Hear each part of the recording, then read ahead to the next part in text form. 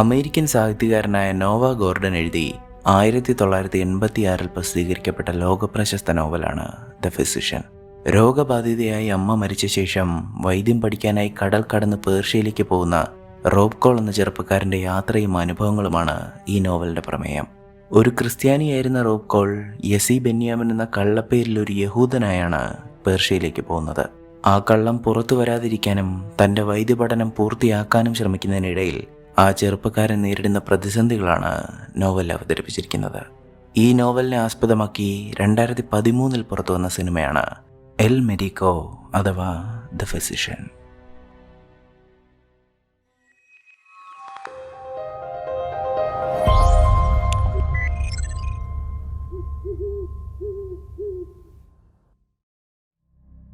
പതിനൊന്നാം നൂറ്റാണ്ടിൽ ഇംഗ്ലണ്ടിലാണ് ഈ കഥ ആരംഭിക്കുന്നത്.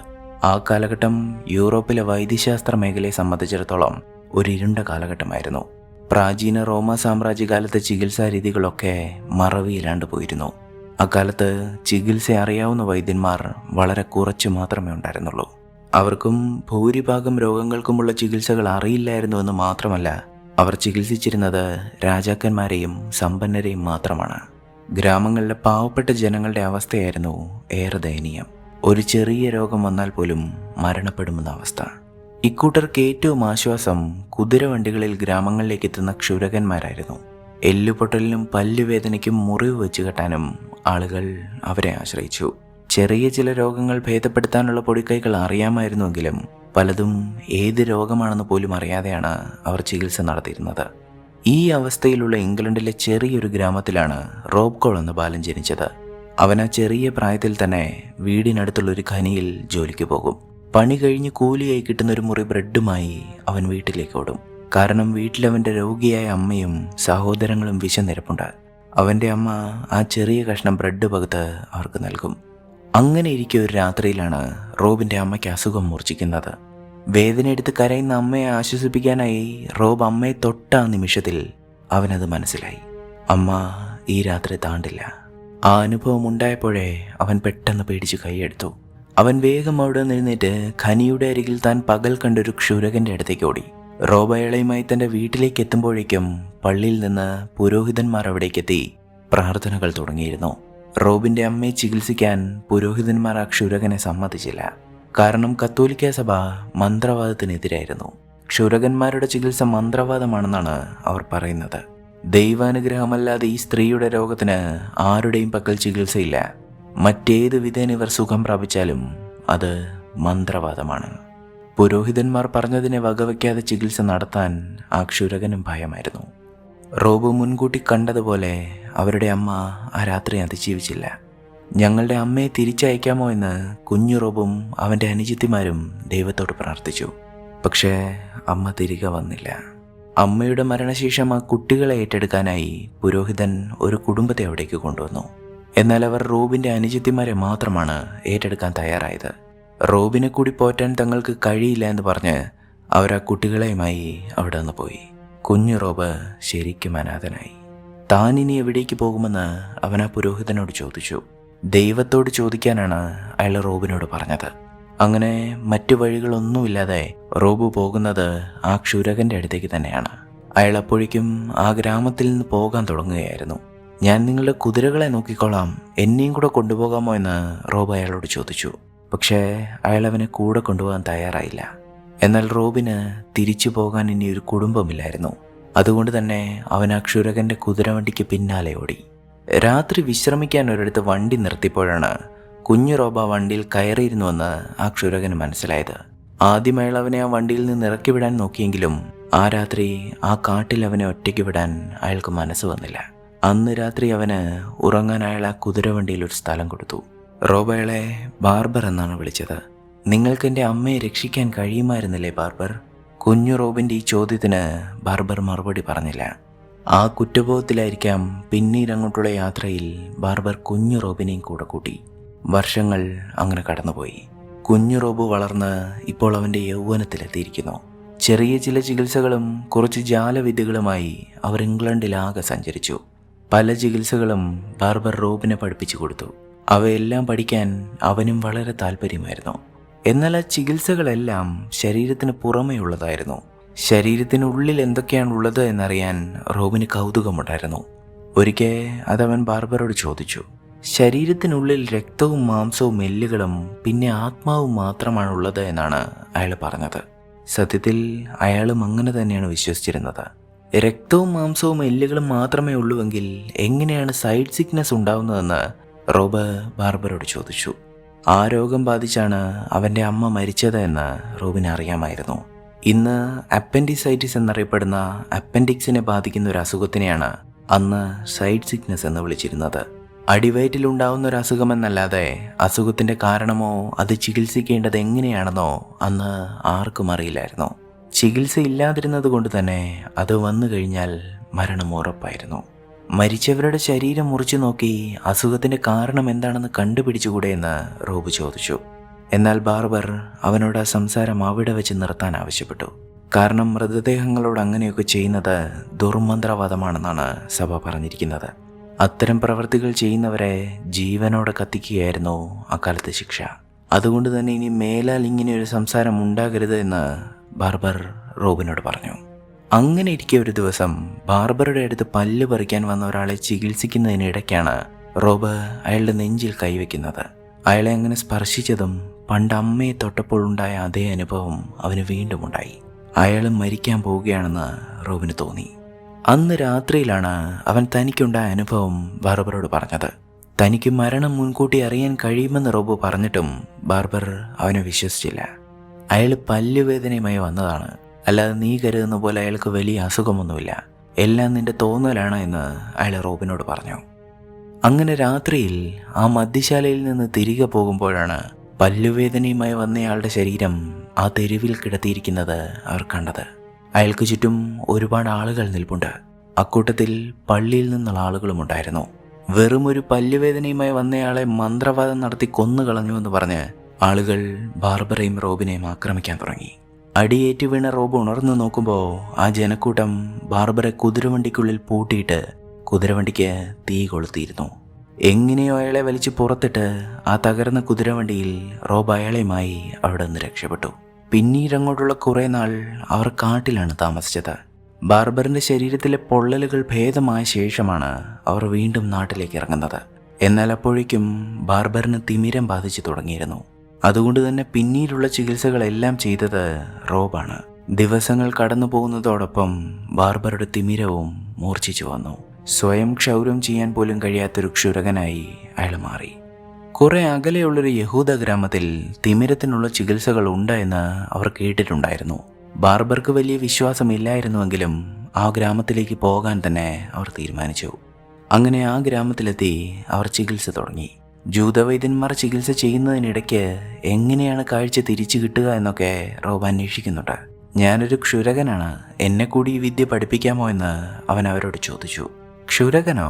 ഞാൻ എൻ്റെ മുടി വെട്ടാറാകുമ്പോൾ അറിയിക്കാമെന്നാണ് അക്കൂട്ടത്തിലൊരു വൈദ്യൻ റോബിനോട് പറഞ്ഞത്. തന്നെ അവർ കളിയാക്കിയെങ്കിലും ആ ചികിത്സ എങ്ങനെയാണ് ചെയ്യുന്നതെന്ന് കാണാൻ അവന് കൗതുകമുണ്ടായിരുന്നു. എങ്കിലും വൈദ്യന്മാർ അവനെ അതിന് അനുവദിച്ചില്ല. അങ്ങനെ ചികിത്സ കഴിഞ്ഞ് ബാർബറുടെ കണ്ണിലെ കെട്ടഴിക്കുന്ന ദിവസമെത്തി. റോബാണ് അയാളുടെ കണ്ണിലെ കെട്ടഴിച്ചത്. കണ്ണ് പതിയെ തുറന്നു നോക്കിയ ബാർബർക്ക് തൻ്റെ കണ്ണുകളെ വിശ്വസിക്കാൻ കഴിഞ്ഞില്ല. തൻ്റെ കാഴ്ച തിരിച്ചു കിട്ടിയിരിക്കുന്നു. ആ കണ്ണുകളിൽ എന്ത് മായാജാലമാണ് അവർ ചെയ്തത്? നഷ്ടപ്പെട്ട കാഴ്ച എങ്ങനെയാണ് തിരിച്ചു കിട്ടുന്നത്? റോബിനും അത് വിശ്വസിക്കാൻ കഴിഞ്ഞില്ല. അങ്ങനെ കുറച്ചു ദിവസം കൂടി അവരാ യഹൂദ ഗ്രാമത്തിൽ താമസിച്ചു. അപ്പോഴും ആ ചികിത്സകളെക്കുറിച്ചുള്ള കൗതുകം റോബിന് അടങ്ങിയിരുന്നില്ല. ഒടുവിൽ ചികിത്സകൾ എവിടെയാണ് തങ്ങൾ പഠിച്ചത് എന്ന് ആ വൈദ്യന്മാർ അവന് പറഞ്ഞു കൊടുത്തു. അവരത് പഠിച്ചത് ഇസ്ഫഹാൻ എന്ന സ്ഥലത്തു നിന്നാണ്. ആ സ്ഥലം ഒരുപാട് ദൂരെയാണ്, ഒരുപാട് കിഴക്ക്. കൃത്യമായി പറഞ്ഞാൽ പേർഷ്യയിൽ. ലോകം കണ്ടതിൽ വെച്ച് ഏറ്റവും മഹാനായ വൈദ്യൻ അവിടെയാണുള്ളത്, ഇബിൻ സിന. അദ്ദേഹത്തിന് കീഴിലാണ് അവർ വൈദ്യം പഠിച്ചത്. അയാളുടെ പക്കൽ ഏത് രോഗത്തിനുമുള്ള ചികിത്സകളുണ്ടായിരുന്നു. ഇംഗ്ലണ്ടിൽ നിന്ന് ഏകദേശം 1 വർഷം യാത്ര ചെയ്താൽ മാത്രമേ അവിടേക്ക് എത്തിച്ചേരുമായിരുന്നുള്ളൂ. പക്ഷേ ഒരു പ്രശ്നമുള്ളത്, റോബിന് അവിടേക്ക് പോകാൻ കഴിയുമായിരുന്നില്ല. കാരണം ഈജിപ്റ്റ് മുതൽ അപ്പുറത്തേക്ക് ഇസ്ലാമിൻ്റെ ലോകമായിരുന്നു. അവിടേക്ക് ക്രിസ്ത്യാനികൾക്ക് പ്രവേശനം ഉണ്ടായിരുന്നില്ല. യഹൂദർക്ക് മാത്രമാണ് അവിടേക്ക് പ്രവേശനമുള്ളത്. ഒരുപക്ഷെ ഈജിപ്തിൽ എത്തുമ്പോഴേക്കും റോബ് കൊല്ലപ്പെട്ടേക്കാം. ആ ജൂതവൈദ്യൻ പറഞ്ഞത് കേട്ട് റോബ് നിരാശനായി. ജൂതഗ്രാമത്തിൽ നിന്ന് തിരികെയുള്ള യാത്രയിലും ഇസ്ഫഹാനെക്കുറിച്ചാണ് റോബ് ചിന്തിച്ചത്. തിരികെ എത്തിയപ്പോൾ മുതൽ അവൻ ആ സ്ഥലത്തെക്കുറിച്ചാണ് ബാർബറോട് സംസാരിച്ചത്. നമുക്കവിടേക്ക് പോയി ചികിത്സകൾ പഠിക്കാമെന്നാണ് അവൻ പറയുന്നത്. പക്ഷേ ബാർബർക്ക് അതിലൊന്നും ഒരു താല്പര്യവുമില്ലായിരുന്നു. ജൂതർ നുണ പറയുന്നതാണെന്നും അങ്ങനെ എല്ലാ രോഗങ്ങൾക്കും ചികിത്സയുള്ള പ്രദേശങ്ങളൊന്നും ലോകത്തില്ല എന്നാണ് അയാൾ പറഞ്ഞത്. റോബ് എത്ര പറഞ്ഞിട്ടും അയാൾ അവിടേക്ക് പോകാൻ തയ്യാറായില്ല. പിറ്റേന്ന് രാവിലെ ബാർബർ റോബിൻ്റെ കൂടാരത്തിലേക്ക് ചെന്ന് നോക്കുമ്പോൾ അവൻ അവിടെ ഉണ്ടായിരുന്നില്ല. അവൻ പേർഷ്യയിലേക്ക് പുറപ്പെട്ടു കഴിഞ്ഞിരുന്നു. ബാർബർ കുതിരപ്പുറത്ത് അവൻ്റെ പിന്നാലെ എത്തി അവനെ തിരിച്ചു വിളിച്ചുവെങ്കിലും അവൻ തൻ്റെ തീരുമാനത്തിൽ ഉറച്ചു നിന്നു. തനിക്ക് പല്ല് പറിക്കാൻ മാത്രം പഠിച്ചാൽ പോരാ എന്നും എല്ലാ രോഗങ്ങൾക്കുമുള്ള ചികിത്സകൾ പഠിക്കണമെന്നുമാണ് അവൻ പറഞ്ഞത്. അവൻ ഉറച്ചു തന്നെയാണ് എന്ന് മനസ്സിലായപ്പോൾ ബാർബർ അവനെ തടഞ്ഞില്ല. പകരം അയാൾ അവനെ തീരത്തേക്ക് കൊണ്ടുവിട്ടു. അവനെ പറഞ്ഞു വിടാൻ തീരെ ഇഷ്ടമില്ലാതിരുന്നിട്ടും കപ്പലുകൾ എത്തുന്ന സ്ഥലം ബാർബർ അവന് കാണിച്ചു കൊടുത്തു. അങ്ങനെ തൻ്റെ കയ്യിലുണ്ടായിരുന്ന കുറച്ച് പണവും നൽകി അയാൾ അവനെ യാത്രയാക്കി. ആ തീരത്ത് നിന്നൊരു ചരക്ക് കപ്പലിൽ ഏകദേശം 1 വർഷത്തെ യാത്രയ്ക്കൊടുവിൽ റോബ് ഈജിപ്തിലേക്കെത്തി. ഈജിപ്തിലെത്തിയപ്പോൾ അവിടെയുള്ള മറ്റൊരു ക്ഷുരകനാണ് റോബിന് ഇസ്ഫഹാനിലേക്ക് പോവേണ്ടത് എങ്ങനെയാണെന്ന് പറഞ്ഞു കൊടുത്തത്. 4 ദിവസത്തിനുള്ളിൽ അയാളുടെ സഹോദരൻ്റെ ഒരു സംഘം അവിടേക്ക് പുറപ്പെടുന്നുണ്ട്. പണം കൊടുത്താൽ അയാൾ റോബിനെയും അവിടേക്ക് എത്തിക്കുമായിരുന്നു. എന്നാൽ റോബിന് ഒരു യഹൂദനായി മാത്രമേ അവിടേക്ക് പോകാൻ കഴിയുമായിരുന്നുള്ളൂ. താനൊരു യഹൂദനാണ് എന്ന് തെളിയിക്കാൻ അയാൾക്ക് ഒരു കാര്യം കൂടി ചെയ്യേണ്ടതുണ്ടായിരുന്നു. അന്ന് ആ മരുഭൂമിക്ക് നടുവിലിരുന്ന് അയാൾ സ്വയം അയാളുടെ ചേലാകർമ്മം നിർവഹിച്ചു. അങ്ങനെ 4 ദിവസങ്ങൾക്ക് ശേഷം ക്ഷുരകന്റെ സഹോദരന്റെ സംഘത്തോടൊപ്പം റോബ് ഇസ്ഫഹാനിലേക്ക് പുറപ്പെട്ടു. അത് കുറച്ച് ജൂതരുടെയും അറബികളുടെയും ഒരു സംഘമായിരുന്നു. അക്കൂട്ടത്തിലുള്ള അറബികൾ എന്തോ കച്ചവടത്തിനാണ് പേർഷ്യയിലേക്ക് പോകുന്നതെന്ന് റോബിന് മനസ്സിലായിരുന്നു. അവർക്കൊപ്പം ഒരു പെൺകുട്ടിയും ഉണ്ടായിരുന്നു. യാത്രക്കിടയിൽ പലതവണ അവളെ കാണാൻ റോബ് ശ്രമിക്കുന്നുണ്ടെങ്കിലും സാധിച്ചില്ല. പക്ഷെ ഒടുവിലൊരു വൈകുന്നേരം അപ്രതീക്ഷിതമായി അയാൾ ആ സുന്ദരിയെ കാണുക തന്നെ ചെയ്തു. അവൾ വളരെ ദുഃഖിതയായിരുന്നു. എന്താണ് കാര്യമെന്നൊന്നും അന്വേഷിക്കാൻ റോബിന് കഴിഞ്ഞില്ല. ഇംഗ്ലണ്ടിൽ നിന്നുള്ള യസി ബെന്യാമിൻ എന്ന യഹൂദനാണ് താനെന്ന് പറഞ്ഞാണ് റോബ് ആ സംഘത്തിനൊപ്പം ചേർന്നത്. ഇംഗ്ലണ്ടിൽ നിന്നുള്ളത് കൊണ്ടായിരിക്കാം അയാൾക്ക് ജൂതാചാരങ്ങളോ പ്രാർത്ഥനകളോ ശരിക്കും അറിയാത്തത് എന്ന് കൂടെയുള്ള ജൂതരും അറബികളും വിശ്വസിച്ചു. കാരണം മറ്റൊരു മതക്കാരനും അവിടേക്ക് വരാൻ ധൈര്യപ്പെടില്ല എന്ന് അവർക്ക് ഉറപ്പായിരുന്നു. അങ്ങനെ ആ യാത്രക്കിടയിലാണ് അവർ സെൽജുക്കുകൾ ആക്രമിച്ച ഒരു ഗ്രാമത്തിലെത്തുന്നത്. സെൽജുക്കുകൾ ഒരു ഭീകര സംഘമാണ്. പാപികളെ ശിക്ഷിക്കാൻ അവരെ അള്ളാഹു നിയോഗിച്ചിരിക്കുകയാണെന്നാണ് അവരുടെ വിശ്വാസം. അവരുടെ വിശ്വാസങ്ങൾക്കെതിരെ നിൽക്കുന്ന നാടുകൾ അവർ നശിപ്പിക്കും. അവിടുത്തെ മനുഷ്യരെ അവർ കശാപ്പ് ചെയ്യും. സെൽജുക്കുകൾ ആക്രമിച്ച ആ ഗ്രാമത്തിലെ എല്ലാവരും കൊല്ലപ്പെട്ടിരുന്നു, ഒരു പെൺകുട്ടി ഒഴികെ. ആ കുഞ്ഞിനെ തങ്ങൾക്കൊപ്പം കൊണ്ടുപോകാമെന്ന് റോബ് പറഞ്ഞപ്പോൾ അവർക്കൊപ്പമുള്ള ആ പെൺകുട്ടി അവളെ ഏറ്റെടുക്കാൻ തയ്യാറായി. അങ്ങനെയാണ് റോബ് അവളുമായി പരിചയത്തിലാവുന്നത്. അവളുടെ പേര് റെബേക്ക എന്നായിരുന്നു. തളർന്ന അവശയായി കിടക്കുന്ന കുഞ്ഞിന് കൊടുക്കേണ്ട ചെറിയ ചില ചികിത്സകൾ റോബ് റെബേക്കയ്ക്ക് പറഞ്ഞു കൊടുത്തു. എന്നാൽ അവരങ്ങനെ സംസാരിക്കുന്നത് ആ അറബികൾക്ക് ഇഷ്ടപ്പെട്ടിരുന്നില്ല. അങ്ങനെ പിന്നെയും ആ മരുഭൂമിയിലൂടെ ദിവസങ്ങൾ നീണ്ട യാത്ര. അതിനിടയിലാണ് ഒരു രാത്രി റെബേക്ക റോബിൻ്റെ അടുത്തേക്ക് വരുന്നത്. അവർക്കൊപ്പമുള്ള പെൺകുട്ടിക്ക് പനി മൂർച്ഛിച്ചിരുന്നു.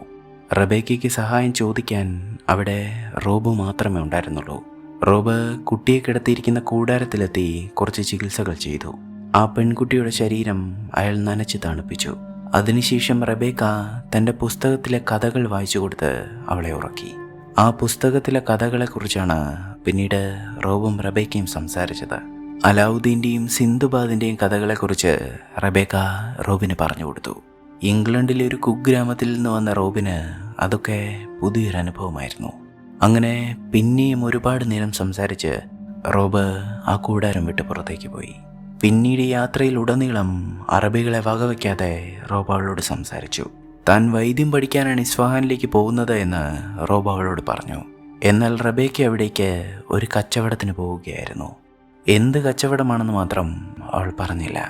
അങ്ങനെ പിന്നെയും മുന്നോട്ട് പോകുമ്പോഴാണ് അവരാ കാഴ്ച കണ്ടത്. ആ മരുഭൂമിയിൽ അവർക്ക് നേരെ വലിയൊരു മണൽക്കാറ്റടിച്ചു വരികയാണ്. ആ മണൽക്കാറ്റിൽപ്പെട്ട് അക്കൂട്ടത്തിലുണ്ടായിരുന്ന പലർക്കും വഴിതെറ്റി. ശക്തിയായി വീശിയടിച്ച ആ കൊടുങ്കാറ്റിൽപ്പെട്ട് ഒട്ടകങ്ങൾ പല വഴിക്കോടി. കാറ്റൊന്നടങ്ങിയപ്പോഴേക്കും റോബ് മണലിൽ പൂണ്ടുപോയിരുന്നു. അയാൾക്കടുത്ത് റബേക്കയെ കൊണ്ടുവന്ന അറബി മാത്രമായിരുന്നു ഉണ്ടായിരുന്നത്. നേരം പുലർന്നപ്പോൾ അവർ ബാക്കിയുള്ളവരെ അന്വേഷിച്ചുവെങ്കിലും അവരുടെ പക്കലുണ്ടായിരുന്ന സാധനങ്ങൾ ഒഴിച്ച് മനുഷ്യരെ ആരെയും അവർക്കവിടെ കണ്ടെത്താനായില്ല. ആ മണലിൽ വീണ് കിടന്ന സാധനങ്ങളിൽ റബേക്കയുടെ പുസ്തകവും ഉണ്ടായിരുന്നു. പിന്നീട് അങ്ങോട്ടുള്ള യാത്രയിൽ റോബ് ആ പുസ്തകവും കയ്യിൽ കരുതി. അങ്ങനെ പിന്നെയും ദിവസങ്ങൾ നീണ്ട ആ യാത്രയിൽ റോബിനൊപ്പമുള്ള അറബിയും അവിടെ മരിച്ചു വീണു. പിന്നെയും ഒറ്റയ്ക്ക് ഒരുപാട് ദൂരം റോബ് നടന്നു.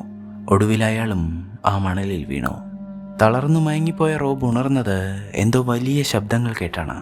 ശബ്ദം കേട്ട ദിക്കിലേക്ക് ചെന്ന് നോക്കുമ്പോൾ അയാൾ കാണുന്നത് ഒരു വലിയ പട്ടണമാണ്.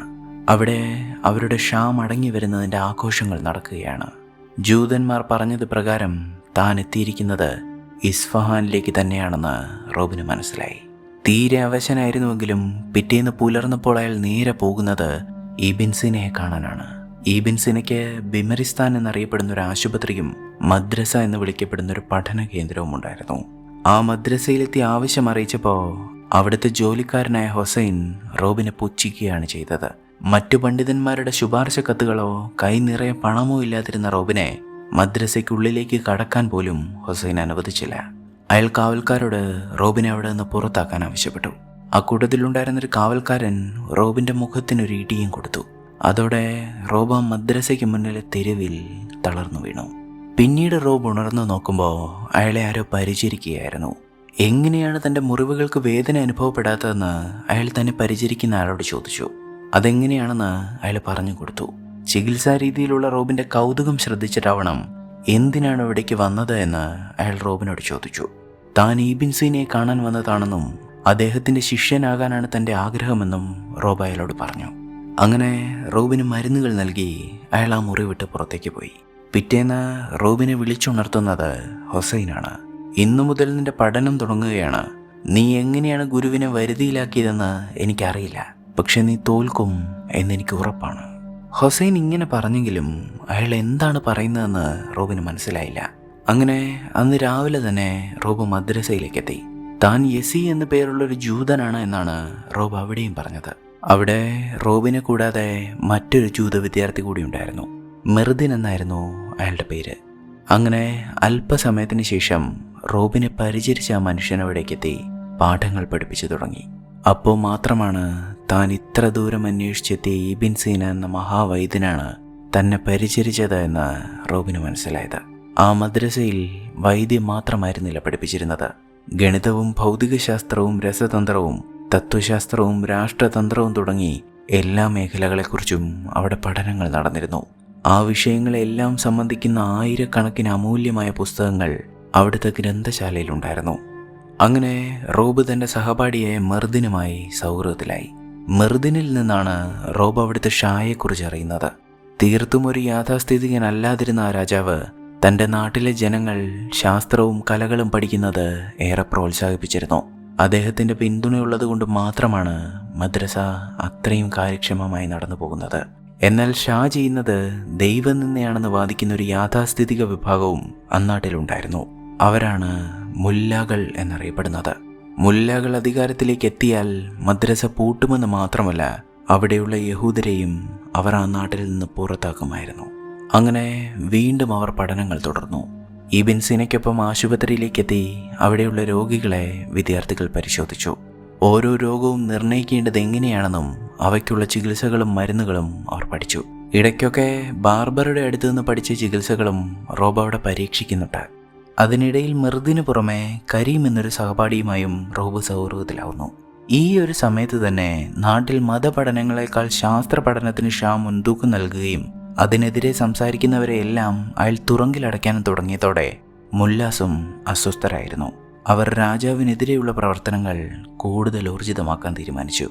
അങ്ങനെ ഇരിക്കെയാണ് ഒരു ദിവസം മിർദിനൊപ്പം സിനഗോഗിലേക്ക് പോയ റോബ് അന്നാട്ടിലെ ഒരു സമ്പന്ന ജൂതനായ ബർക്കാപ്പാരെ പരിചയപ്പെടുന്നത്. ഇംഗ്ലണ്ടിലെ വിശേഷങ്ങളെല്ലാം ചോദിച്ച ശേഷം അയാൾ താൻ വിവാഹം കഴിക്കുന്ന പെൺകുട്ടിയെ റോബിന് പരിചയപ്പെടുത്തി. ആ പെൺകുട്ടി റബേക്കയായിരുന്നു. അപ്പോൾ മാത്രമാണ് അവളെ അവിടേക്ക് എത്തിച്ച അറബികൾ പറഞ്ഞ കച്ചവടം എന്താണെന്ന് റോബിന് മനസ്സിലായത്. റബേക്കയെ പരിചയപ്പെടുത്തുന്നതോടൊപ്പം അവരുടെ വിവാഹത്തിലേക്കും ബർക്കപ്പാര റോബിനെയും മിർദിനെയും ക്ഷണിച്ചു. റബേക്കയാകട്ടെ നിറകണ്ണുകളോടെ റോബിനെ നോക്കി നിൽക്കുക മാത്രമാണ് ചെയ്തത്. അങ്ങനെ റോബ് അവരുടെ വിവാഹത്തിൽ പങ്കെടുത്തു. വരനും വധുവിനും ആശംസകൾ നേരുന്നതിനിടയ്ക്ക് റബേക്ക മറ്റാരും കേൾക്കാതെ റോബിനോട് ചോദിച്ചു, കച്ചവടം എന്താണെന്ന് ഇപ്പോൾ മനസ്സിലായോ? റോബ് മറ്റൊന്നും പറയാതെ അവൾക്ക് ആശംസകൾ മാത്രം നേർന്ന് മരുഭൂമിയിൽ നിന്ന് താൻ തിരികെ എടുത്തുകൊണ്ടുവന്ന അവളുടെ പ്രിയപ്പെട്ട പുസ്തകം അവൾക്ക് സമ്മാനിച്ചു. അങ്ങനെ അന്ന് രാത്രിയിൽ ആ നിരാശയിൽ ആ തെരുവിലൂടെ നടക്കുമ്പോഴാണ് ഒരു വേശ്യ റോബിനെ അവർക്കടുത്തേക്ക് ക്ഷണിക്കുന്നത്. നന്നേ മദ്യപിച്ചിരുന്ന റോബ് അവർക്കൊപ്പം ആ വീട്ടിലേക്ക് കയറി. എന്നാൽ അവരെ സ്പർശിച്ചതും റോബിന് പിന്നെയും ആ അനുഭവമുണ്ടായി. ആ സ്ത്രീ ഇന്ന് രാത്രി മരിക്കാൻ പോവുകയാണ്. വേഗം തന്നെ റോബ് ആ സ്ത്രീയെ ബിമരിസ്ഥാനിലേക്ക് കൊണ്ടുവന്നു. റോബ് അവരെ പരിശോധിക്കാൻ തുടങ്ങിയപ്പോഴേക്കും അവിടേക്ക് ഇബിൻ സിനയും എത്തി. യസി, ഈ സ്ത്രീ ആരോഗ്യവതിയാണല്ലോ, എന്തിനാണ് ഇവരെ ഇവിടേക്ക് കൊണ്ടുവന്നത് എന്ന് അയാൾ റോബിനോട് ചോദിച്ചു. ആ സ്ത്രീ ഇന്ന് രാത്രി മരിക്കാൻ പോവുകയാണെന്ന് റോബ് പറഞ്ഞപ്പോൾ ഇബിൻ സിനയ്ക്ക് ഒന്നും മനസ്സിലായില്ല. പക്ഷേ അവൻ അത്രയ്ക്ക് ഉറപ്പിലായിരുന്നു അത് പറഞ്ഞത്. അതുകൊണ്ട് തന്നെ ആ സ്ത്രീയെ പരിശോധിക്കാൻ ഇബിൻ സിന തീരുമാനിച്ചു. റോബ് അവരുടെ ചെരുപ്പുകൾ അഴിച്ചു നോക്കുമ്പോൾ അവരുടെ കാലിലാകെ കറുപ്പ് പടർന്നിട്ടുണ്ടായിരുന്നു. അതെന്തോ വിഷം തീണ്ടിയതാണെന്ന് അവർക്ക് മനസ്സിലായി. ഇബിൻ സിന അവരുടെ ചെരുപ്പിനുള്ളിൽ നോക്കുമ്പോൾ അതിനുള്ളിൽ ഒരു തേളിരിപ്പുണ്ടായിരുന്നു. പെട്ടെന്ന് തന്നെ അവർക്ക് വേണ്ട ചികിത്സകൾ നൽകിയ ശേഷം എങ്ങനെയാണത് റോബിന് മനസ്സിലായത് എന്ന് അയാൾ അവനോട് ചോദിച്ചു. റോബ് തനിക്ക് കിട്ടിയ ആ സിദ്ധിയെക്കുറിച്ച് തൻ്റെ ഗുരുവിനോട് പറഞ്ഞു. മരിക്കാൻ തുടങ്ങുന്ന ആളുകളെ സ്പർശിക്കുമ്പോൾ ഒരു നിമിഷത്തേക്ക് സമയം നിശ്ചലമാകുന്ന പോലെ എനിക്ക് തോന്നും. ആ നിമിഷത്തിൽ മരണം അവർക്കടുത്ത് എത്തി നിൽക്കുന്നു എന്നൊരനുഭവം എനിക്കുണ്ടാവും. ആദ്യമായി ഈ അനുഭവം എനിക്കുണ്ടാവുന്നത് എൻ്റെ അമ്മ മരിക്കും മുൻപാണ്. തൻ്റെ ഈ അനുഭവത്തെക്കുറിച്ച് സംസാരിച്ച ശേഷം റോബ് തൻ്റെ ഗുരുവിനോടൊരു ചോദ്യം ചോദിച്ചു. ഒരുപക്ഷെ അന്ന് രാത്രി നിങ്ങൾ അവിടെ ഉണ്ടായിരുന്നുവെങ്കിൽ എൻ്റെ അമ്മയെ രക്ഷിക്കാൻ കഴിയുമായിരുന്നോ? എന്നാൽ സൈഡ് സിക്നസ് വന്ന ഒരാളെ രക്ഷിക്കാൻ കഴിയുമോ എന്ന് ഇബിൻ സിനയ്ക്കും ഉറപ്പില്ലായിരുന്നു. ആ അസുഖം വന്നാൽ അതിനുള്ള ചികിത്സ നമ്മുടെ കയ്യിലില്ല. അവരുടെ ജീവനും നമ്മുടെ കൈകളിലല്ല. ഒരുപക്ഷെ ഒരു 100 വർഷം കഴിയുമ്പോൾ നമ്മളതിന് ചികിത്സ കണ്ടെത്തിയേക്കാം. ചിലപ്പോൾ അത് 1000 വർഷവുമായേക്കാം. അങ്ങനെ അവരവിടെ സംസാരിച്ചുകൊണ്ട് നിൽക്കുമ്പോഴാണ് ഇബിൻ സിനയെ ഷാ കൊട്ടാരത്തിലേക്ക് വിളിപ്പിച്ചിട്ടുണ്ട് എന്ന വിവരം അറിയിക്കാൻ ഭടന്മാർ അവിടേക്ക് എത്തുന്നത്. കൊട്ടാരത്തിലേക്ക് പോകുമ്പോൾ ഇബിൻ സിന റോബിനെയും കൂടെ കൂട്ടി. ഒരു സെൽജുക്കിന്റെ തല വെട്ടുന്നതിനിടയ്ക്ക് കൈക്ക് പരിക്ക് പറ്റിയാണ് ഷാ വൈദ്യനെ അവിടേക്ക് വിളിപ്പിച്ചത്. റോബ് മുൻപും സെൽജുക്കുകളെക്കുറിച്ച് കേട്ടിട്ടുണ്ട്. മരുഭൂമിയിലെ ആ ഗ്രാമത്തിലെ ആളുകളെ കൂട്ടക്കൊല ചെയ്തത് അവരായിരുന്നു. സെൽജുക്കുകളുമായി സമാധാനം പുലർത്തിക്കൂടെ എന്നൊക്കെ ചികിത്സക്കിടയിൽ ഇബിൻ സിന ചോദിക്കുന്നുണ്ട്. പക്ഷേ ഷാ അതിന് തയ്യാറല്ലായിരുന്നു. സമാധാനം പുലർത്താൻ നിന്നാൽ നമ്മൾ ദുർബലരാണെന്ന് അവർ കരുതും. അങ്ങനെ ഒരു തോന്നൽ അവർക്കുണ്ടായാൽ അവർക്ക് ഈ രാജ്യത്തേക്ക് കടന്നു കയറാനും ഈ രാജ്യം പിടിച്ചടക്കാനും അവശനായി കിടക്കുന്ന ഒരാടിൻ്റെ തലയറുക്കുന്ന പോലെ എളുപ്പമാകും. അതുമാത്രമല്ല, സമാധാനപ്രിയനായ ഏത് രാജാവിനെ കുറിച്ചാണ് കവികൾ പാടിയിട്ടുള്ളത്? ആ ചോദ്യം ഷാ ചോദിച്ചത് റോബിനോടാണ്. അതിനുശേഷം ഇംഗ്ലണ്ടിനെക്കുറിച്ചും അവിടെ നിന്ന് ഇവിടെ വരെയുള്ള യാത്രയെക്കുറിച്ചുമെല്ലാം റോബിനോട് ചോദിച്ച ശേഷം കൊല്ലപ്പെട്ടവൻ്റെ തല സെൽജുക്കുകൾക്ക് അയച്ചു കൊടുക്കാൻ ഷാ ഉത്തരവിട്ടു. കൊല്ലപ്പെട്ടത് മറ്റാരുമായിരുന്നില്ല, സെൽജുക്കുകളുടെ നേതാവായ കരീമിൻ്റെ മകനായിരുന്നു. തൻ്റെ മകൻ്റെ തല വെട്ടി തനിക്ക് അയച്ച ഷായോട് പ്രതികാരം ചെയ്യാൻ തന്നെ അയാൾ തീരുമാനിച്ചു. കരിമരണം എന്നറിയപ്പെടുന്ന പ്ലേഗ് ബാധിച്ച ഒരുവനെ രാജ്യത്തിൻ്റെ അതിർത്തി കടത്തിവിടാൻ അയാൾ ഉത്തരവിട്ടു. ഇസ്ഫഹാനിലേക്ക് എത്തിയ ആ രോഗി അവിടുത്തെ തെരുവുകളിലൂടെയും ചന്തകളിലൂടെയും നടന്ന് ആളുകളെ സ്പർശിക്കുകയും അവരോട് ചേർന്ന് നിൽക്കുകയും ചെയ്തു. ഒടുവിൽ തളർന്ന അയാൾ അവിടെ വീണപ്പോൾ അയാളുടെ നെഞ്ചിലെ കറുത്ത കുമിളകൾ കണ്ട് അവിടുത്തെ ആളുകൾ അക്കാര്യം തിരിച്ചറിഞ്ഞു. അത് കരിമരണമാണ്. ഇക്കാര്യം മനസ്സിലായതോടെ ആളുകൾ അവിടെ നിന്ന് ജീവനും കൊണ്ടോടി രക്ഷപ്പെടാൻ തുടങ്ങി. കാരണം കരിമരണം ബാധിച്ചാൽ മരണം ഉറപ്പായിരുന്നു. ആളുകൾ തങ്ങളുടെ വീടിൻ്റെ വാതിലുകളും ജനലുകളും പോലും കട്ടകെട്ടി അടച്ചു. താമസിയാതെ വാർത്ത ഇബിൻ സിനയുടെ കാതിലുമെത്തി. വാർത്ത അറിഞ്ഞ ഉടനെ അയാൾ നേരെ പോകുന്നത് ഷായുടെ അടുത്തേക്ക് തന്നെയാണ്. കരിമരണം ബാധിച്ച ഒരു രോഗി പട്ടണത്തിലേക്ക് എത്തിയിട്ടുണ്ടെന്നും എത്രയും വേഗം പട്ടണം ഒഴിപ്പിക്കണമെന്നും ഷായോട് ഇബിൻ സിനയും റോബിനും പറഞ്ഞെങ്കിലും അയാളത് കേൾക്കാൻ തയ്യാറായില്ല. തന്നെയും തൻ്റെ ജനത്തെയും തകർക്കാൻ മുല്ലാകൾ അള്ളാഹുവിനോട് കാലങ്ങളായി പ്രാർത്ഥിക്കുകയാണെന്നും ഇതും തൻ്റെ ജനം അതിജീവിക്കുമെന്നുമാണ് ഷാ പറഞ്ഞത്. ഇബിൻ സിനയും റോബും അവിടെ നിന്ന് നിരാശരായി മടങ്ങിയെങ്കിലും ഉടൻ തന്നെ അവർ തങ്ങളുടെ ആശുപത്രിയിൽ ആ മഹാമാരിയെ നേരിടാനുള്ള ഒരുക്കങ്ങൾ തുടങ്ങി. ഏകദേശം 12 മണിക്കൂറുകൾ കൊണ്ട് ആളുകളിലേക്ക് ഈ രോഗം പടർന്നു പിടിക്കുമെന്ന് മദ്രസയിലുണ്ടായിരുന്ന വൈദ്യപുസ്തകങ്ങളിൽ നിന്ന് അവർ വായിച്ചറിഞ്ഞു. അതിനുശേഷം ഇബിൻ സിന തൻ്റെ ശിഷ്യന്മാരോട് ഇങ്ങനെ പറഞ്ഞു: നമുക്ക് തയ്യാറെടുക്കാൻ 12 മണിക്കൂർ മാത്രമാണുള്ളത്. ഒന്നുകിൽ നമ്മൾ ആ രോഗത്തെ തോൽപ്പിക്കും, അല്ലെങ്കിൽ ആ രോഗം നമ്മളെ തോൽപ്പിക്കും. നിങ്ങൾക്ക് ഭയമുണ്ടെങ്കിൽ ഇവിടം വിട്ട് പുറത്തേക്ക് പോകാമെന്നും അദ്ദേഹം പറഞ്ഞു. എന്നാൽ അയാളുടെ ശിഷ്യന്മാരാരും പുറത്തേക്ക് പോയില്ല. അവർ തങ്ങളുടെ ഗുരുവിനൊപ്പം നിന്ന് രോഗികളെ പരിചരിക്കാൻ തീരുമാനിച്ചു. അങ്ങനെ 12 മണിക്കൂറുകൾ കടന്നുപോയി. രോഗം ബാധിച്ച ഒരു സ്ത്രീയുമായി അപ്പോഴേക്കും ഒരാൾ അവിടേക്ക് എത്തിക്കഴിഞ്ഞിരുന്നു. ആ സ്ത്രീയുടെ നെഞ്ചിലും റോബ് സ്പർശിച്ചു നോക്കി. അവരും മരിക്കാൻ പോവുകയാണെന്ന് റോബ് മനസ്സിലാക്കി. പിന്നീട് അങ്ങോട്ടുള്ള കുറച്ച് മണിക്കൂറുകൾ കൊണ്ട് തന്നെ ആ ആശുപത്രി രോഗികളാൽ നിറഞ്ഞു കഴിഞ്ഞിരുന്നു. ഓരോ രോഗിയുടെയും അടുത്ത് ചെന്നവരുടെ നെഞ്ചിൽ കൈവച്ച് ആരാണ് മരിക്കാൻ പോകുന്നത് എന്ന് റോബ് പരിശോധിച്ചു. ആരൊക്കെ മരിക്കുമെന്ന് അയാൾ ഇബിൻസിനെ അറിയിച്ചു. പക്ഷേ അയാൾ റോബിനെ തടയുകയാണ് ചെയ്തത്. ആര് മരിക്കുമെങ്കിലും നമ്മളെല്ലാവരെയും ഒരുപോലെ ചികിത്സിക്കും. ഇതേ സമയം തന്നെ പട്ടണത്തിൽ രോഗം പടർന്നു പിടിക്കാൻ തുടങ്ങിയതോടെ ആളുകൾ പട്ടണം വിട്ട് രാജ്യത്തിന്റെ മറ്റ് പ്രദേശങ്ങളിലേക്ക് പോകാതെ സൈന്യം നഗര കവാടമടച്ചു. രാജകുടുംബങ്ങൾക്കൊപ്പം ചില സമ്പന്നർക്ക് മാത്രമേ രാജ്യത്തിന് പുറത്തേക്ക് പോകാൻ കഴിയുമായിരുന്നുള്ളൂ. അങ്ങനെ പുറത്തേക്ക് പോയൊരു സമ്പന്നൻ റബേക്കയുടെ ഭർത്താവായ ബാർക്കപ്പാരയായിരുന്നു. അയാൾ റബേക്കയെ കൂട്ടാതെയാണ് പട്ടണത്തിൽ നിന്ന് രക്ഷപ്പെട്ടത്. മെർദിന്റെ കുടുംബത്തിന് ഭക്ഷണം എത്തിക്കുന്നതിനിടയിൽ അവരുടെ അടുത്തു നിന്നാണ് ബാർക്കപ്പാര നഗരം വിട്ടുവെന്ന വാർത്ത റോബ് അറിയുന്നത്. റോബ് അയാളുടെ വീട്ടിലേക്ക് എത്തി നോക്കുമ്പോൾ റബേക്ക അവിടുത്തെ മിക്വയിൽ തളർന്നവശയായി കിടക്കുകയായിരുന്നു. പനി മൂർച്ഛിച്ചതുകൊണ്ട് ശരീരം തണുപ്പിക്കാനാണ് അവൾ ആ വെള്ളത്തിൽ കിടന്നത്. അത് മരുഭൂമിയിൽ വെച്ച് ആ പെൺകുട്ടിയെ ചികിത്സിക്കുമ്പോൾ റോബ് അവൾക്ക് പറഞ്ഞു കൊടുത്തതായിരുന്നു. വേഗം തന്നെ റോബും മൃദിനും അവളെയും എടുത്ത് ആശുപത്രിയിലേക്ക് എത്തി ചികിത്സകൾ തുടങ്ങി. എന്നാൽ ഒരു പനിക്ക് ചികിത്സിക്കുന്നതിലപ്പുറം ആ രോഗത്തിന് ഒരു പ്രതിവിധിയുമില്ലായിരുന്നു. ആ രോഗം ബാധിച്ചു മരിച്ച നായ്ക്കളുടെയും മറ്റും ശരീരങ്ങൾ പരിശോധിച്ചാണ് അവരാ രോഗത്തെക്കുറിച്ച് പഠിച്ചത്. നായ്ക്കളുടെയും മനുഷ്യരുടെയും ശരീരം വ്യത്യസ്തമല്ലേ എന്നും പനി ബാധിച്ചു മരിച്ച ഒരുപാട് പേരുടെ ജഡങ്ങൾ ഇവിടെ ഉള്ളതിൽ ഒന്നെടുത്ത് പരിശോധിക്കാമെന്ന് റോബ് പറഞ്ഞെങ്കിലും ഇബിൻസിന് അതിന് സമ്മതിച്ചില്ല. കാരണം മനുഷ്യരുടെ ജഡങ്ങൾ കീറി മുറിക്കുന്നത് ക്രിസ്തുമതത്തിനും ജൂതമതത്തിനുമൊപ്പം ഇസ്ലാം മതവും വലിയ പാപമായാണ് കണക്കാക്കിയിരുന്നത്. അങ്ങനെ ഓരോ ദിവസവും കഴിയും തോറും മരണസംഖ്യയും കൂടി വന്നു. ഇനിയും ആളുകൾ മരിക്കുമെന്നാണ് ഇബിൻസിന് പറയുന്നത്. റബേക്കയും മരിക്കുമോ എന്ന് റോബ് ഭയപ്പെട്ടു. അയാൾക്കതിലൊരു ഉറപ്പ് വരുത്തണമായിരുന്നുവെങ്കിലും അയാളത് ചെയ്തില്ല. കാരണം മരിക്കുമെന്നാണെങ്കിൽ അത് അയാൾക്ക് സഹിക്കാൻ കഴിയില്ലായിരുന്നു. ചികിത്സയ്ക്കിടയിൽ പലപ്പോഴും രാത്രികളിൽ അയാൾ റബേക്കയ്ക്ക് അവളുടെ പുസ്തകങ്ങളിലെ കഥകൾ വായിച്ചു കൊടുക്കുമായിരുന്നു. അങ്ങനെ പിന്നെയും കുറച്ച് ദിവസങ്ങൾ കടന്നുപോയി. ഇപ്പോഴും ഓരോ ദിവസത്തെയും മരണസംഖ്യ തൊട്ടു മുന്നിലെ ദിവസത്തേക്കാൾ ഇരട്ടിയായിക്കൊണ്ടിരിക്കുകയാണ്. അങ്ങനെ ഇരിക്കെയാണ് റോബ് അത് ശ്രദ്ധിക്കുന്നത്. രോഗം ബാധിച്ച ഒരാളുടെ ശരീരത്തിൽ ഒരുതരം ചെറിയ ഈച്ചകൾ കുത്തിയ പാടുകൾ ഉണ്ടായിരുന്നു. റോബ് മരിച്ച ആളുകളുടെ ശരീരങ്ങൾ പരിശോധിക്കുമ്പോൾ അവയിൽ നിന്ന് ഈച്ചകൾ പുറത്തു വരുന്നതും അയാൾ ശ്രദ്ധിച്ചു.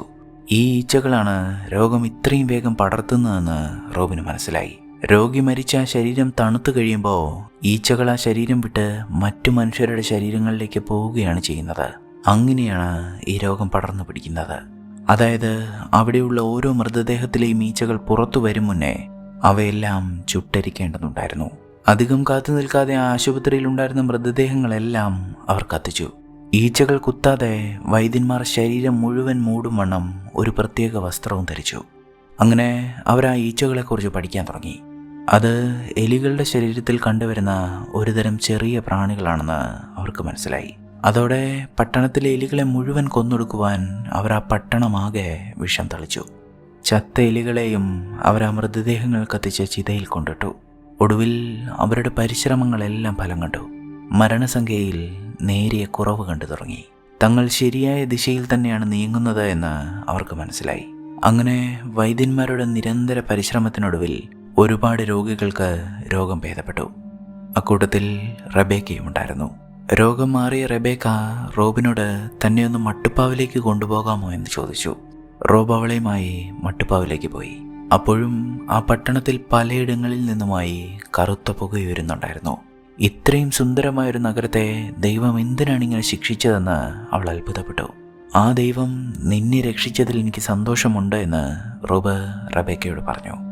റബേക്ക അപ്പോൾ താൻ ഉറക്കത്തിൽ കണ്ട ആ സ്വപ്നത്തെക്കുറിച്ച് റോബിനോട് പറഞ്ഞു. ആ സ്വപ്നത്തിൽ അവരിരുവരും വിവാഹിതരായിരുന്നു. അവർക്ക് ഒരുപാട് കുട്ടികളുണ്ടായിരുന്നു. ആ സ്വപ്നത്തിൽ അവരൊന്നിച്ചേതോ മഹാനഗരത്തിൽ ഒരു ബിമരിസ്ഥാൻ നിർമ്മിച്ചു. റബേക്ക തൻ്റെ സ്വപ്നത്തെക്കുറിച്ച് സംസാരിച്ചുകൊണ്ട് നിൽക്കുമ്പോഴാണ് മെർദിൻ അവിടേക്ക് കടന്നു വരുന്നത്. രോഗത്തെ പേടിച്ച് നാട് വിട്ടവരെല്ലാം തിരികെ എത്തുന്ന കാര്യം പറയാനാണ് അവൻ അവിടേക്ക് എത്തിയത്. തിരികെ എത്തിയവരിൽ ബാർക്കപ്പാരയും ഉണ്ടായിരുന്നു. മഹാമാരി കെട്ടടങ്ങിയതോടെ ആളുകൾ അവരുടെ വീടുകളിൽ നിന്ന് പുറത്തു വന്നു. നഗരത്തിലെ ജീവിതം വീണ്ടും പഴയതുപോലെയായി. ബർക്കപ്പാര മടങ്ങി വന്നതോടെ റബേക്കയ്ക്ക് അയാളുടെ വീട്ടിലേക്ക് തിരികെ പോകേണ്ടതായി വന്നു. ഓരോ കാരണങ്ങൾ പറഞ്ഞ് അവൾ ബിമരിസ്ഥാനിൽ തന്നെ നിൽക്കാൻ ശ്രമിക്കുന്നുണ്ട്. എന്നാൽ ഒടുവിൽ പോവേണ്ട ദിവസം വന്നെത്തുക തന്നെ ചെയ്തു. പക്ഷെ റോബിന് അവളോടുള്ള സ്നേഹം അടക്കി വെക്കാനായില്ല.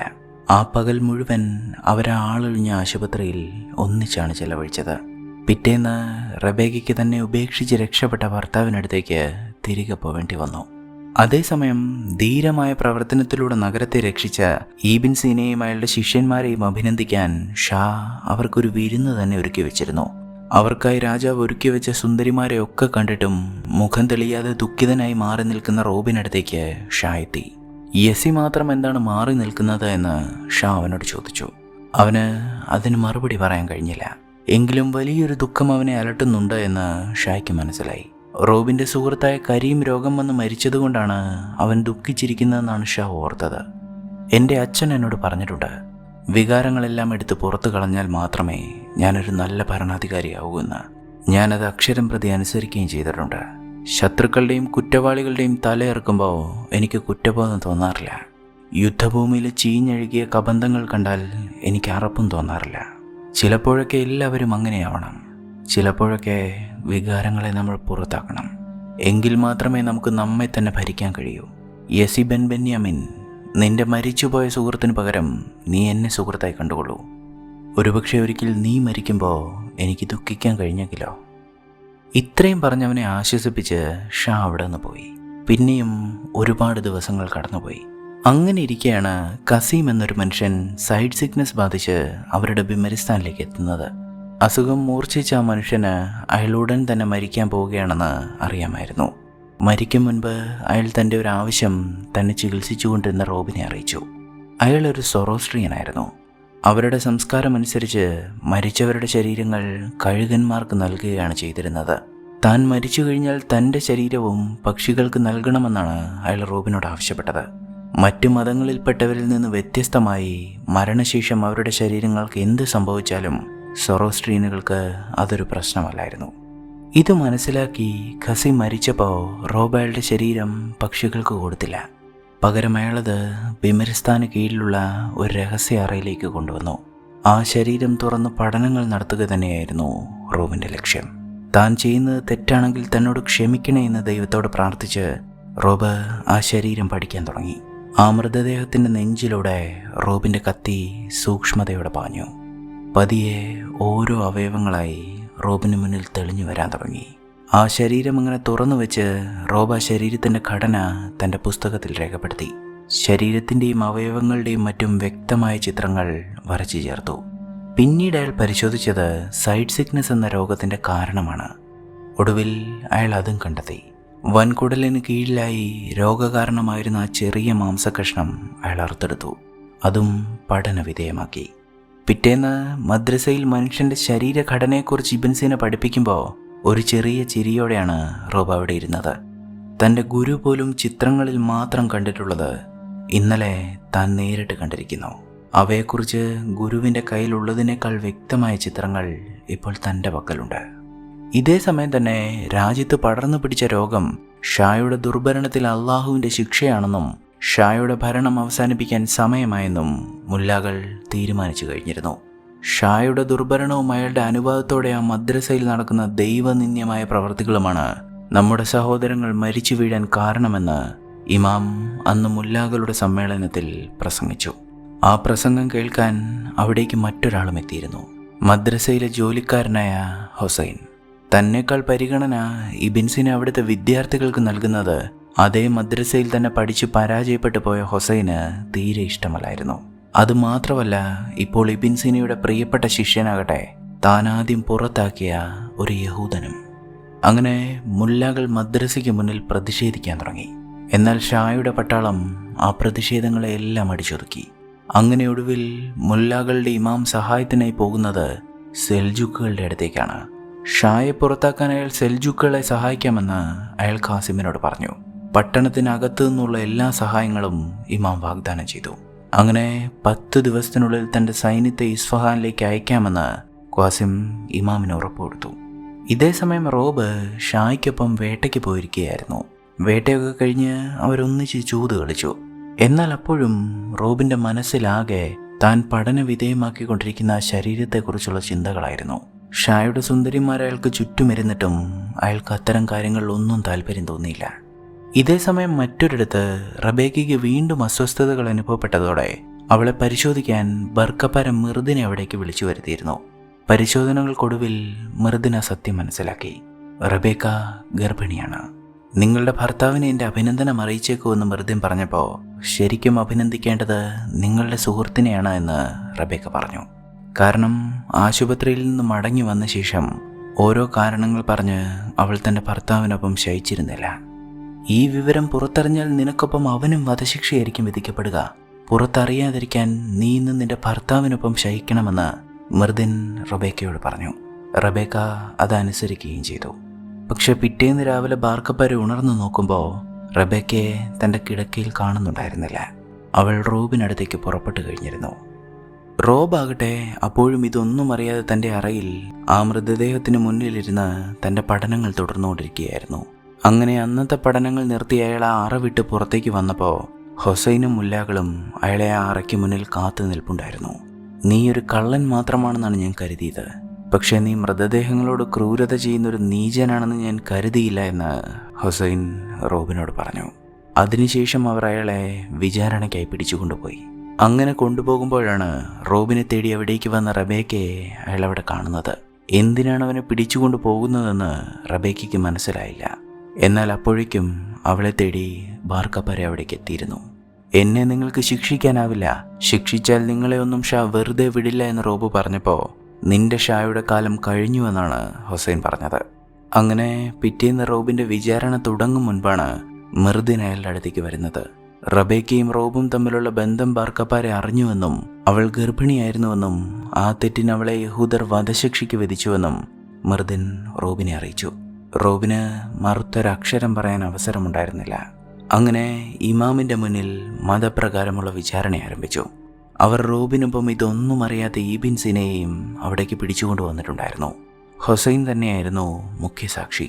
റോബ് മൃതദേഹം കീറി മുറിക്കുന്നതും അതിനോട് ക്രൂരതകൾ ചെയ്യുന്നതും താൻ നേരിൽ കണ്ടുവെന്ന് ഹൊസൈൻ ആ കോടതിക്ക് മുൻപാകെ പറഞ്ഞു. അതിന് തെളിവായി അയാൾ നൽകിയത് റോബ് വരച്ച ശരീരത്തിൻ്റെയും അവയവങ്ങളുടെയും ചിത്രങ്ങൾ തന്നെയാണ്. എന്നാൽ റോബിനൊപ്പം ഹൊസൈൻ ഈബിൻ സീനയും കുറ്റക്കാരനാക്കി.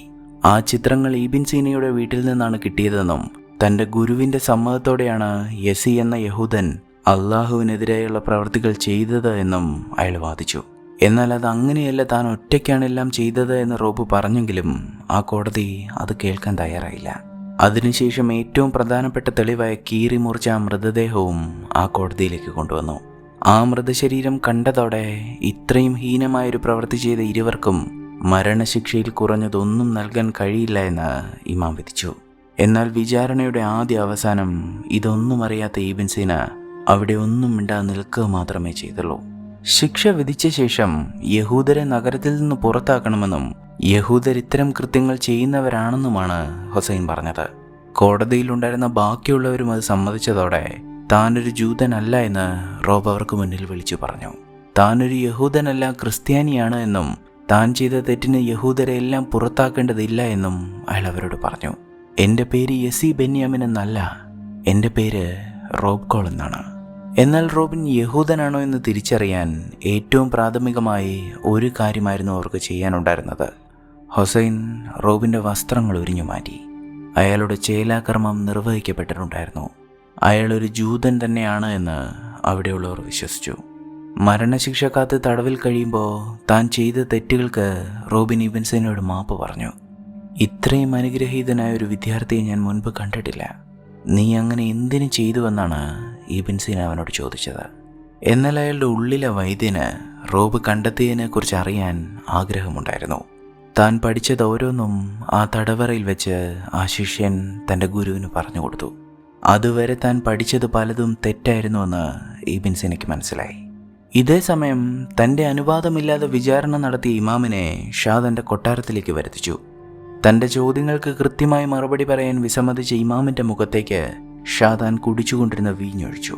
ഈബിൻ സീനയും അയാളുടെ ശിഷ്യനെയും എത്രയും വേഗം മോചിതരാക്കണമെന്ന് ഷാ ഇമാമിനോട് പറഞ്ഞു. എന്നാൽ ഇമാം അതിന് തയ്യാറായില്ല.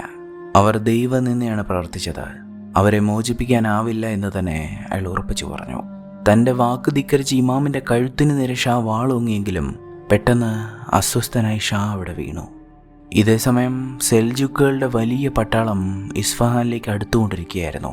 മറ്റൊരിടത്താകട്ടെ റോബിൻ്റെയും ഇബിൻ സീനയുടെയും വധശിക്ഷ നടപ്പിലാക്കാൻ പോവുകയായിരുന്നു. എന്നാൽ ആരാച്ചാർ അവരുടെ കഴുത്തറക്കാൻ വാൾ ഉയർത്തിയപ്പോഴേക്കും ഷായുടെ പട്ടാളം അവിടേക്കെത്തി മുല്ലാകൾക്ക് നേരെ അമ്പുകൾ എയ്തു. പട്ടാളം അവിടെ ആകെ വളഞ്ഞു കഴിഞ്ഞിരുന്നു. അവിടെ ഉണ്ടായിരുന്ന മുല്ലാകളിൽ ഒരാളെ ബാക്കി വയ്ക്കാതെ എല്ലാവരെയും പട്ടാളം അരിഞ്ഞു വീഴ്ത്തി. പട്ടാളം അവിടേക്ക് വന്നത് ഇബിൻ സീനയെയും റോബിനെയും ഷായുടെ അടുത്തേക്ക് കൂട്ടിക്കൊണ്ടുപോകാനാണ്. അയാൾ രോഗശയ്യയിലായിരുന്നു. അയാൾ കണ്ടതിൽ വെച്ച് ഏറ്റവും മഹാന്മാരായ വൈദ്യന്മാരോട് തൻ്റെ അസുഖം ഷാ പറഞ്ഞു. അയാൾക്ക് സൈഡ് സിക്നസ് ആയിരുന്നു. നാളെ പകൽ സൂര്യൻ ഉദിക്കുമ്പോഴേക്കും സെൽജുക്കുകൾ നഗരം ആക്രമിക്കും. ഈ ഒരു ദിവസം കൂടി അയാൾക്ക് ജീവിച്ചിരുന്നേ മതിയാവുമായിരുന്നുള്ളൂ. അതിനേതറ്റം വരെയും പോകാൻ അയാൾ തയ്യാറായിരുന്നു. തൻ്റെ ശരീരം കീറി മുറിച്ച രോഗത്തെ പുറത്തെടുക്കാൻ അയാൾ ആവശ്യപ്പെട്ടു. ഇതിനു മുൻപ് ആ രോഗത്തെ പുറത്തെടുത്തിട്ടുള്ളത് മൃതദേഹത്തിലാണെങ്കിലും റോബ് മാത്രമാണ്. ഷായ്ക്ക് ആശ്രയിക്കാൻ അയാൾ മാത്രമേ ഉണ്ടായിരുന്നുള്ളൂ. ഷാ തൻ്റെ ആവശ്യം അറിയിച്ചപ്പോൾ റോബും തൻ്റെ ഒരു ആവശ്യം അയാളെ അറിയിച്ചു. ജൂതമതപ്രകാരം കല്ലെറിഞ്ഞു കൊല്ലാൻ വിധിക്കപ്പെട്ട റബേക്കയെ രക്ഷിക്കണമെന്നായിരുന്നു റോബിൻ്റെ ആവശ്യം. അവളെ എറിയാൻ ആളുകൾ കയ്യിൽ കല്ലുകൾ എടുക്കുമ്പോഴേക്കും ഷായുടെ പട്ടാളം അവിടേക്കും എത്തി. ഈ സ്ത്രീ ഇനി മുതൽ ഷായുടെ സംരക്ഷണത്തിലാണെന്നും ഇവരെ മോചിപ്പിക്കണമെന്നും അവർ ഉത്തരവിട്ടു. ഇതേസമയം കൊട്ടാരത്തിൽ ഷായുടെ ശസ്ത്രക്രിയയ്ക്കുള്ള തയ്യാറെടുപ്പുകളെല്ലാം തുടങ്ങിക്കഴിഞ്ഞിരുന്നു. അവരുടെ സഹായത്തിനായി മിർദിനും അവിടേക്കെത്തി. ഷായെ കറുപ്പ് കൊടുത്തു മയക്കി റോബും ഇബിൻ സീനയും മിർദിനും ശസ്ത്രക്രിയ ആരംഭിച്ചു. റോബ് വരച്ച ശരീരഘടനയുടെ ചിത്രങ്ങളാണ് അവരെ വഴി കാണിച്ചത്. എന്നാൽ അപ്പോഴേക്കും സെൽജുക്കുകൾ പട്ടണത്തിന്റെ കവാടത്തിന് മുന്നിൽ തമ്പടിച്ചിരിക്കുന്നു എന്നുള്ള വാർത്തയും കൊട്ടാരത്തിലേക്ക് എത്തിക്കഴിഞ്ഞിരുന്നു. സെൽജുക്കുകൾ പട്ടണം കീഴടക്കിയാൽ യഹൂദ ജനത കശാപ്പ് ചെയ്യപ്പെടുമെന്ന് അറിയാവുന്നതുകൊണ്ട് തന്നെ മിർദിന്റെ കുടുംബവും മറ്റ് യഹൂദന്മാരും അവർക്കാവുന്ന പ്രതിരോധങ്ങൾ തീർത്തു. അപ്പോഴെല്ലാം കൊട്ടാരത്തിൽ ഷായുടെ ശസ്ത്രക്രിയ നടന്നുകൊണ്ടിരിക്കുകയാണ്. ഇതിനു മുൻപ് റോബ് ഇത് ചെയ്തിട്ടുള്ളത് ഒരു മൃതദേഹത്തിലാണ്. എന്നാൽ ഇപ്പോൾ ചെയ്യുന്നതാകട്ടെ ഒരു രാജാവിൻ്റെ ശരീരത്തിലും. അതുകൊണ്ട് തന്നെ വളരെ സൂക്ഷ്മതയോടെയാണ് റോബ് ശസ്ത്രക്രിയ ചെയ്തത്. അങ്ങനെ ഒടുവിൽ അയാൾ ആ രോഗകാരണത്തെ പുറത്തെടുത്ത് അറുത്തുമാറ്റി. സെൽജുക്കുകൾ പുലർച്ചെയാണ് ആക്രമിക്കാനിരുന്നതെങ്കിലും മുല്ലാകൾ പട്ടണത്തിനകത്ത് ആക്രമണം തുടങ്ങിക്കഴിഞ്ഞിരുന്നു. അവർ മദ്രസയ്ക്കും ബിമരിസ്ഥാനും തീയിട്ടു. മുല്ലാകളും യഹൂദരും തമ്മിലുണ്ടായ പോരാട്ടത്തിൽ ബർക്കപര കൊല്ലപ്പെട്ടു. മുല്ലാകളുടെ കണ്ണിൽപ്പെടാതെ റബേക്കയും മിർദിന്റെ കുടുംബവും മദ്രസയുടെ നിലവറയിലേക്ക് കയറി ഒളിച്ചു കഴിഞ്ഞിരുന്നു. ഇതേസമയം ശസ്ത്രക്രിയ പൂർത്തിയായി ആ മുറിവുകൾ വെച്ചു കെട്ടിയ ഉടനെ തൻ്റെ പടച്ചട്ട എടുത്തണിഞ്ഞ് ഷാ യുദ്ധത്തിന് തയ്യാറായി കഴിഞ്ഞിരുന്നു. അയാൾക്ക് നേരെ നിൽക്കാൻ പോലും കഴിയുന്നുണ്ടായിരുന്നില്ല. പക്ഷേ തൻ്റെ സൈന്യത്തെ അയാൾക്ക് നയിച്ചേ മതിയാവുമായിരുന്നുള്ളൂ. മരണത്തിൻ്റെ മാലാഖേനെ കൊട്ടാരത്തിലായിരിക്കില്ല കണ്ടെത്തുക, അത് യുദ്ധഭൂമിയിലായിരിക്കുമെന്നാണ് ഷാ പറഞ്ഞത്. തൻ്റെ ജീവൻ രക്ഷിച്ച റോബിന് മറ്റൊരു സമ്മാനം കൂടി അയാൾ കരുതി വെച്ചിട്ടുണ്ടായിരുന്നു. നഗരത്തിൻ്റെ കിഴക്കേ കവാടത്തിലൂടെ റോബിനും അയാളുടെ ആളുകൾക്കും രക്ഷപ്പെടാനുള്ള സൗകര്യങ്ങൾ ഷാ തയ്യാറാക്കി വെച്ചിരുന്നു. വേഗം നിന്റെ ആളുകളെയുമായി ഇവിടെ നിന്ന് രക്ഷപ്പെടാൻ അയാൾ തൻ്റെ സുഹൃത്തിനോട് പറഞ്ഞു. ഒരു സംഘം പട്ടാളക്കാരെയും ഷാ അവർക്കൊപ്പം അയച്ചു. മദ്രസയിലെത്തിയ റോബും മിർദിനും തങ്ങളുടെ ആളുകളെ നിലവറയ്ക്ക് വെളിയിലെത്തിച്ചു. ഇബിൻ സീനയാകട്ടെ തൻ്റെ ബാക്കിയുള്ള ശിഷ്യന്മാരോട് റോബിനൊപ്പം കിഴക്കേ കവാടത്തിലേക്ക് പോയിക്കൊള്ളാൻ പറഞ്ഞ് ആ മദ്രസയിൽ തന്നെ ഇരുന്നു. റോബ് അവിടേക്ക് എത്തുമ്പോഴേക്കും അയാൾ കത്തിയെരിയുന്ന ആ ഗ്രന്ഥശാലയിലിരിക്കുകയായിരുന്നു. അവിടെയുള്ള അമൂല്യമായ പുസ്തകങ്ങളെല്ലാം കത്തിയെരിയുകയായിരുന്നു.